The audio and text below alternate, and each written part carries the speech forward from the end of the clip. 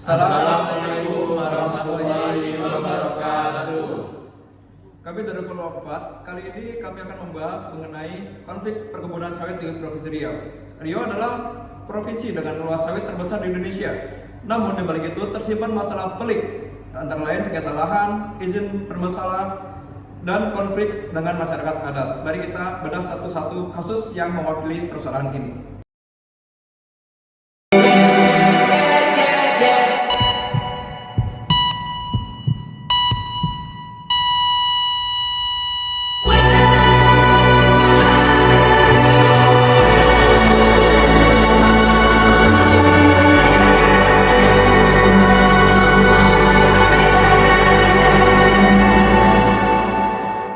Ratusan warga dari 4 desa di Kabupaten Rokan Hilir Riau memprotes perkebunan kelapa sawit yang diduga ilegal.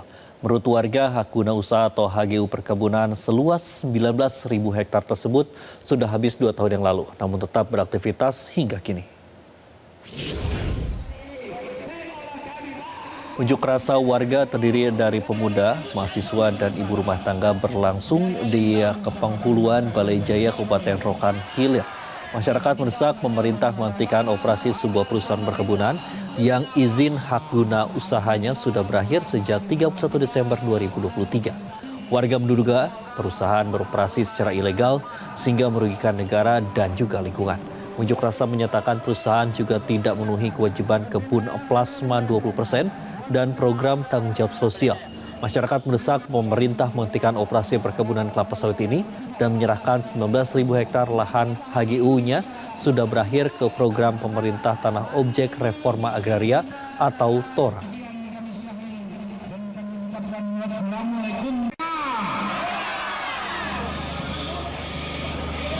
Untuk hadir di hadapan pihak Pemda Rokan Hilir. Ratusan warga Senama Nenek, Kabupaten Kampar mendatangi DPRD Riau Rabu, 1 Oktober 2025. Mereka mengadu terkait sengketa lahan Tanah Objek Reforma Agraria atau TORA seluas 2.800 hektar, eks lahan PTPN 5 yang dibagikan pada masa pemerintahan Presiden Joko Widodo. Warga menilai Koperasi Nenek Eno Senama Nenek yang sebelumnya dipercaya mengelola lahan bertindak semena-mena, hak petani tidak dibayarkan, bahkan sertifikat tanah ditahan dan dijadikan jaminan kerja sama dengan PTPN 5. Kondisi ini membuat masyarakat membentuk koperasi baru bernama Koposan untuk mengelola lahan secara mandiri. Namun ketika mencoba mengambil haknya, warga kerap dihadang petugas keamanan outsourcing dari koperasi lama. Bahkan, anggota DPRD Riau dari Dapil Kampar, Raja Jaya Dinata, yang ikut turun ke lokasi juga mendapatkan perlakuan serupa. Dalam hearing bersama Komisi 2 DPRD Riau, Nini Mamak masyarakat berharap Dewan serius mengawal persoalan ini. Mereka menuntut hak yang sudah 3 tahun tidak dibayarkan. Padahal hasil panen mampu memberikan penghasilan layak bagi keluarga petani. Anggota DPRD Riau Raja Jaya Dinata menegaskan perlu dilakukan audit menyeluruh terhadap koperasi KNES. DPRD Riau akan memanggil pihak terkait termasuk PTPN dan pemerintahan untuk mencari solusi yang adil agar lahan TORA benar-benar kembali menjadi hak masyarakat. Alhamdulillah kita sudah selesai melaksanakan hearing dengan Koperasi Koposan yang mana kemarin pada hari Minggu kami bersama dengan seluruh masyarakat yang tergabung di dalam kepengurusan Koperasi Koposan hadir di lapangan, turun melihat langsung bagaimana situasi rekan-rekan yang sudah memegang SHM-nya dan menyerahkan kepada kepengurusan Koposan tidak boleh masuk ke dalam, dihalang oleh pihak koperasi yang lama melalui teman-teman outsourcing. Jadi hari ini alhamdulillah sudah selesai melaksanakan hearing dengan teman-teman Koposan. Jadi tadi hasilnya adalah DPD Provinsi Riau merekomendasikan beberapa hal. Salah satunya adalah terkait dengan audit daripada koperasi yang lama yaitu KNES agar terbuka transparan sejelas-jelasnya. Karena kurang lebih hampir 2019 ke 2025, hampir 6 tahun perjalanan ex PTPN lahan tora yang diserahkan kepada masyarakat, itu masyarakat ada yang mendapatkan haknya, ada yang tidak, ada yang dibayarkan tapi tidak sesuai dengan nominal yang ada. Jadi kami daripada teman-teman rekan-rekan Komisi 2 DPRD Provinsi Riau sifatnya tidak bisa memutuskan, namun kami hanya bisa mengeluarkan rekomendasi yang berkekuatan hukum tetap. Kasus pertama yang kami angkat adalah konflik agraria perkebunan sawit di Riau yang melibatkan pihak perusahaan yang pemegang IUP dengan masyarakat lokal yang mengklaim tanah adat dan pemerintah. Untuk lokasinya ada di beberapa titik di Riau seperti Kampar dan Rokan Hulu. Kronologinya, perusahaan mendapat izin di atas lahan yang diklaim masyarakat atau berada di kawasan hutan. Contoh, di Desa Senaman Nenek, Kampar, terjadi sengketa antar koperasi atas lahan eks hak guna usaha yang sudah diretribusi. Di Rokan Hulu, PT Hutahian beroperasi tanpa hak guna usaha dan ikat janji kemitraan. Baik, yang kedua ada kebijakan pemerintah.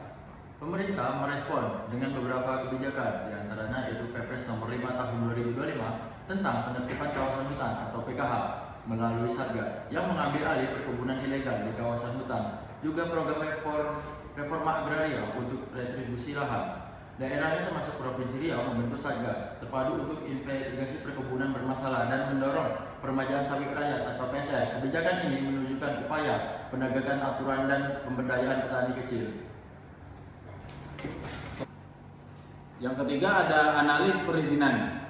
Seharusnya perusahaan memiliki EUP, HGU, izin lingkungan, dan persetujuan tata ruang, namun kenyataannya dari 273 perusahaan sawit di Riau, 128 perusahaan atau sekitar 47% belum mempunyai HGU yang beroperasi di 746.000 hektar tanpa kepastian hukum.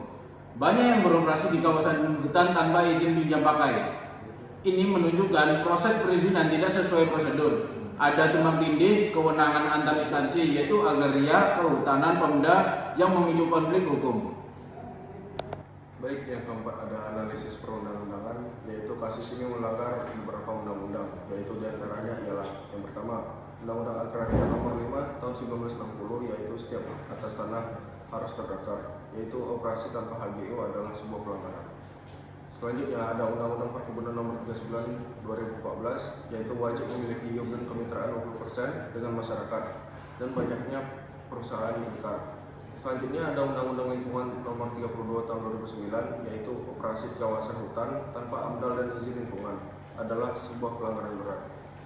Baik, yang keempat ada Perpres PKH Nomor 5 Tahun 2025, yaitu menjadi instrumen penegakan baru dan lemahnya koordinasi serta penegakan hukum menjadi akar masalah. Selanjutnya nomor 5 ada dampaknya meluas ke berbagai bidang. Yang pertama bidang hukum, ketidakpastian hukum sengketa lahan berkepanjangan. Kedua bidang sosial, konflik horizontal, demonstrasi, ketegangan dengan aparat. Bidang ekonomi, masyarakat kehilangan hak, petani plasma tak mendapat kemitraan, negara rugi potensi pendapatan.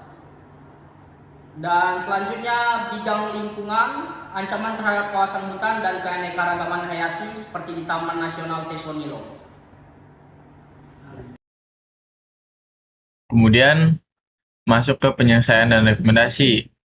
Penyelesaian dilakukan oleh Satgas PKH menertibkan lahan ilegal. Namun ini cukup kontroversial karena banyak masyarakat yang sudah puluhan tahun menggarap lahan. Untuk rekomendasi kami, pertama itu sistem perizinan terintegrasi antar instansi untuk mencegah tumpang tindih. Selanjutnya, penegakan hukum tegas bagi perusahaan melanggar, tapi dengan pendekatan adil bagi masyarakat terdampak. Selanjutnya, transparansi dan partisipasi masyarakat adat dalam proses perizinan dan penyelesaian konflik. Kemudian, pelaksanaan kewajiban kemitraan 20% bagi perusahaan yang belum merealisasikan. Yang terakhir, optimalisasi BUMD untuk mengelola lahan sengketa yang sudah ingkrah agar berpihak pada rakyat. Ya, sekian. Kesimpulannya, kasus sawit di Riau adalah cermin kegagalan tata kelola masa lalu. Pemerintah sudah bergerak dengan PKH dan reforma agraria, tetapi solusi jangka panjang butuh komitmen semua pihak. perusahaan patuh aturan, pemerintah konsisten, dan masyarakat dilibatkan. Hanya dengan itu saja, sawit Riau bisa memberi manfaat untuk rakyat dan lingkungan. Terima kasih telah menyimak video dari kami. Cukup sekian. Wassalamualaikum warahmatullahi wabarakatuh. See you guys.